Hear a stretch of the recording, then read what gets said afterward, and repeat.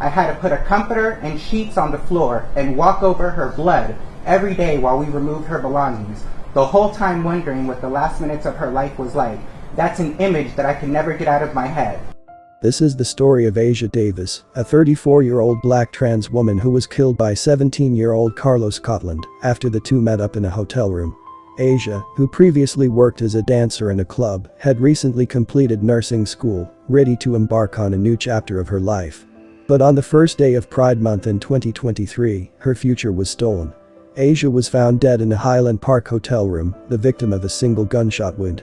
Her accused killer, Carlos, a 17-year-old who now faces charges as an adult. What led to this tragic encounter? Was this a random act of violence, or was Ashia targeted for being a trans woman? Welcome to Viral Crimes. Subscribe and hit the bell icon for more stories. This story takes us to Detroit, Michigan. Once the center of the automotive industry, Detroit has a reputation for reinvention and pride. Despite its challenges, it remains a hub of creativity, community spirit, and activism. However, like many cities, it also faces struggles with crime and inequality, which can affect its most vulnerable residents. Highland Park, a small city within the Detroit metropolitan area, is where this tragic story unfolded, a place that serves as both a home and a battleground for those fighting for safety and dignity. Ashia Davis, affectionately known as Charm to her friends, was raised in Detroit by her mother, who taught her the importance of kindness, strength, and self-expression.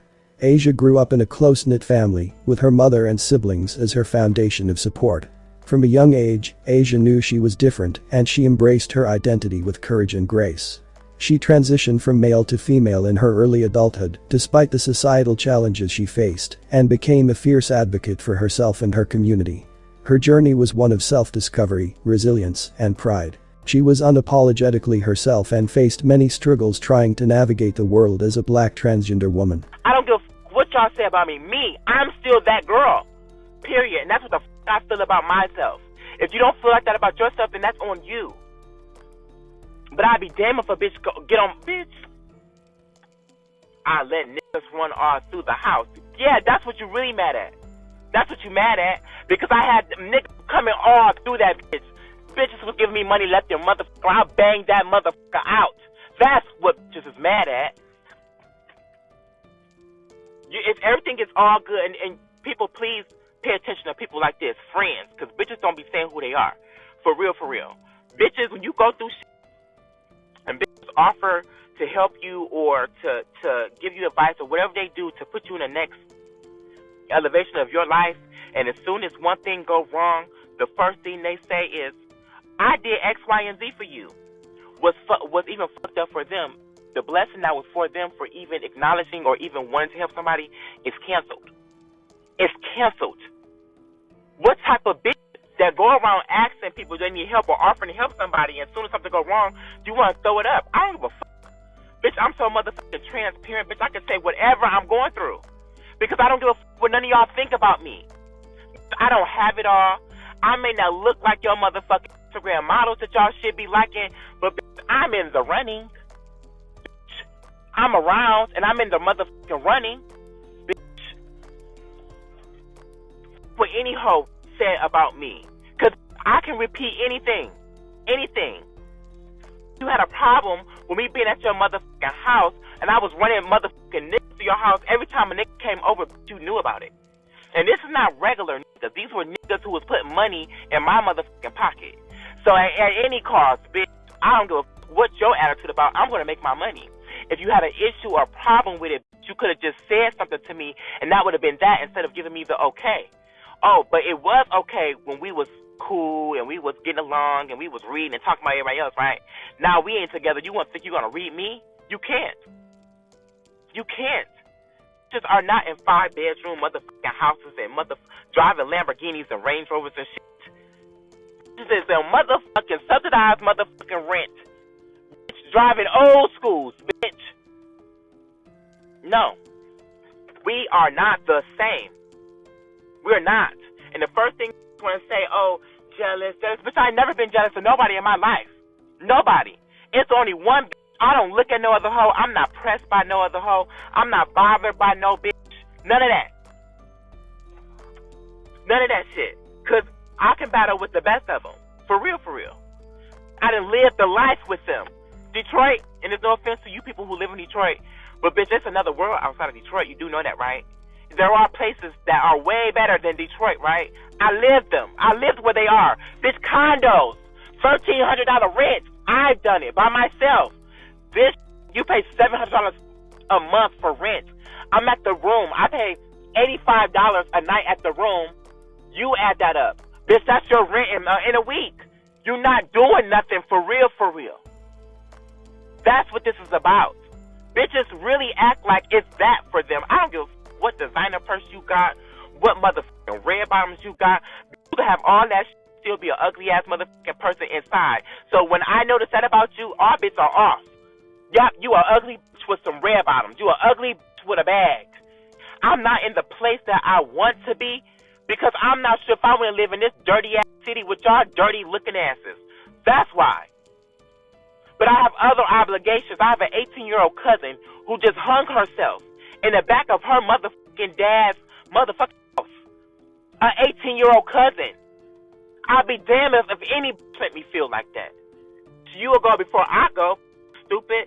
Ashia had recently completed nursing school, a monumental achievement she worked tirelessly to reach. Her passion for caregiving was evident in everything she did, whether it was helping a neighbor, volunteering, or offering emotional support to friends in need. She was preparing to start a new job in the healthcare field, excited to build a career doing what she loved most, helping others. In Ashia Davis's life, there was a tragic encounter with her killer, Carlos Lamar Scotland, that ended in violence on the first day of Pride Month. The fateful incident occurred at the Woodward Inn, a hotel located near 7 Mile Road in Highland Park, Michigan.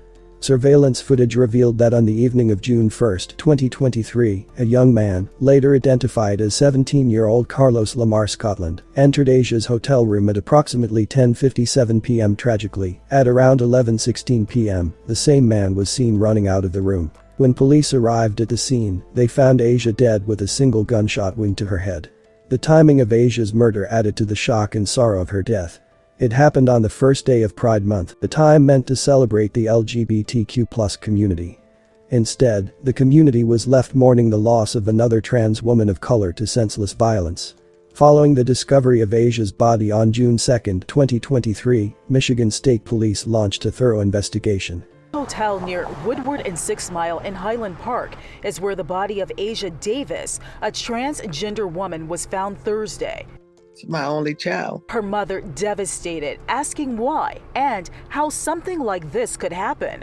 She was just getting a job, went to school. I just don't understand why this happened. Fox 2 found Alana Anderson, who is also a member of the transgender community, right outside the hotel where Ashia's body was found. It's a hotel where many members of this community sometimes stay. We've been knowing each other since we were a child, since we were like younger, and we would have loved each other, and that was a good friend of mine. Michigan State Police is leading the investigation after receiving a call from Highland Park Police about a deceased 34-year-old female. We're not sure exactly what the cause was. We'll have to wait for the autopsy to come through. Witnesses at the hotel tell Fox 2 that the victim appeared to have been shot. Those who advocate for the transgender community say they have concerns. Hit really close to home, particularly in my community, and it just goes to the social stigma and the violence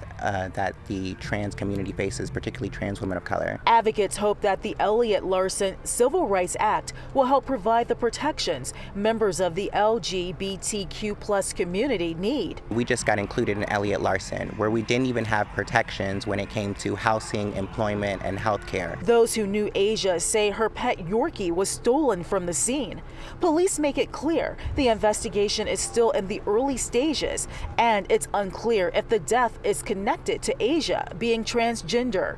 Right now, investigators say they are looking at all possibilities. Was there any type of sexual assault, stuff like that, is kind of where we're at right now. Many in the transgender community say they don't feel safe in this area. My anxiety is just on edge, but yeah, I gotta leave, right? The security footage from the hotel provided a crucial lead. Authorities quickly identified the suspect as Carlos, and he was apprehended on March 12, 2024, after a 9-month search. Despite being a minor at the time of the murder, he was charged as an adult. Wayne County Prosecutor Kim Worthy announced the charges against Carlos, which included first-degree murder, felony firearm possession, carrying a concealed weapon, and resisting and obstructing a police officer. Worthy expressed deep concern over the violent nature of the crime and Carlos's young age, calling it troubling on many levels. The trial began in early March 2024. During the proceedings, Carlos initially claimed that the shooting was an act of self-defense, alleging that Ashia had attacked him with a knife. However, Michigan State Police Detective Sergeant James Plummer testified that Carlos's story changed multiple times during interrogation. At first, he claimed to have discarded the knife in a field, but he later recanted, admitting there was no knife. Carlos's conflicting statements cast doubt on his self-defense claim. On the first day of testimony, the trial took an unexpected turn when Carlos fell asleep in court. Mrs. Scotland, are you okay? Many in the courtroom saw this as pure disrespect. Is your client still awake? Carlos Scotland dozing off as the lead investigator recounted the inconsistencies during his interrogation of the 18-year-old charged with the June 2023 murder of Ashia Davis at the Woodward Inn. Did the defendants ever suggest that there was some type of altercation in the room? Yes. And when you look at that picture, sir, is there anything that would suggest there was a struggle or altercation in that room? Not at all. MSP Detective James Plummer says Scotland eventually admitted to shooting Davis. And could you tell us, what did he say as it relates to that, sir? That he, after the victim swung at him, that he shot the victim in the face or neck area. Okay. And are you familiar with the medical examiner's report in this case, sir? Yes. Okay. And was the victim shot in the face or the neck, sir? No. In fact, where was she actually shot? In the back of the head. Literally in the back of the head at close range, correct? Yes. Did he ever correct that part of it? No. Scotland initially claimed it was all done in self-defense after she allegedly attacked him with a knife. He initially said that he had took the knife and discarded it in a field. He then recanted that and said that the victim swung at him with a closed right fist while possessing a phone in the victim's left hand. Okay. And did he ever say where the knife was that he claims was there? He provided great detail initially, looking at a map as to where he discarded this knife before saying that there was no knife. And just as the detective was getting into details about how Scotland and Davis ended up meeting that fateful night, Scotland's episode began. Eventually, his attorney told the judge another inmate allegedly slipped Scotland 3 pills before coming to court, causing the drowsiness and forcing the judge to adjourn for the day. The defense always prolongs the thing. I don't know why they think it's in their best interest to prolong it or make it even longer when inevitably he was already found competent. So it's only a matter of time, but I'm very confident that Ashia Davis is going to receive the justice that she needs. Julissa Abad, Director of Transgender Advocacy and Outreach for the Fair Michigan Justice Project and a victim advocate for the Wayne County Prosecutor's Office, expressed confidence in achieving justice for Ashia. It's only a matter of time, Abad said. On March 26, 2024, during a probable cause conference, Carlos pleaded guilty to the murder of Ashia Davis. The prosecution had gathered overwhelming evidence, including the security footage and inconsistencies in Carlos's statements. Carlos's guilty plea meant that the trial did not proceed to a full jury trial. As part of the plea deal, Carlos faced a sentence of 17 to 30 years in prison. While the plea deal provided some closure, it also highlighted the deep pain and loss felt by Ashia's friends, family, and community. Carlos was sentenced on January 10, 2025. Carlos Scotland, a confessed killer, walks into court for his sentencing. The 19-year-old pleaded guilty in November to killing 36-year-old Ashia Davis, a transgender woman of color, in her room at the Woodward Inn in Highland Park on June 1st of 2023. Julissa Abad, trans advocate and friend of Ashia Davis, says just as Pride Month was getting underway, a celebration of the LGBTQ community, Ashia Davis was shot in the head. Video showed a man at the hotel running from her room. So my name is Julissa Abad. I'm here as a private citizen, friend to Ashia Davis. Ashia Davis was kind, strong, compassionate, always fed stray animals, fed the homeless, and was continuing her pursuit to be a nurse. Her beautiful, infectious smile and bubbly personality was taken away from us on the first day of Pride. Unfortunately, most trans women of color don't make it to their life expectancy of 35 years old because of the social determinants of health that trans people face, which is more than anybody in the LGBTQ community. 60% experience homelessness, 40% experience unemployment, and only 30% of trans women of color that are murdered receive justice and a conviction. I've been to every court date from Highland Park to here. I've watched trans women of color come support and have to experience biases and social stigma just from supporting her court case. The sad reality is, particularly in the black and brown community, men that are enamored with trans women cannot be themselves and have to resort to loving us in private and killing us in public than have anybody know of their association with us. I ask that when you sentence, you impose the highest sentence, and please keep in mind that we've been able to see the lack of respect, remorse during this process. Only 2 people were in that room that night and will ever know the true events of what happened. What we will know is that Ashia Davis was shot execution style in the back of the head and left for dead. The trans community is really close in the Woodward area, particularly because of the disadvantages that we experience. When the call came out on the first day of Pride that a trans woman of color was shot at the Woodward Inn, myself and other community members gathered outside of the hotel at approximately 11:30. We waited outside for police and EMS to move away from the door and remove the body so that we can get a sense of who was there. Most people's memories of their loved ones are good memories. The last memory that I have is seeing my friend on the floor outside of the hotel corner room with blood screaming all over the floor. Days later, after the hotel and crime scene was secured, 3 days later, myself and someone else had to go and empty out her hotel room. I had to put a comforter and sheets on the floor and walk over her blood every day while we removed her belongings, the whole time wondering what the last minutes of her life was like. That's an image that I can never get out of my head.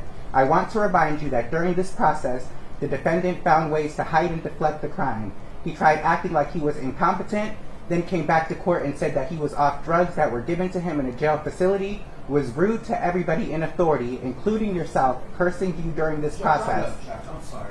This is not a victim's impact. All right. Thank you, Mr. Rihanna. Your objection. Go ahead. Thank you. Your Honor, in wanting to prolong the process by representing himself, he has showed no remorse, no empathy, and has been disrespectful during this whole process. I truly hope that at some point he repents and finds God. Thank you for your time.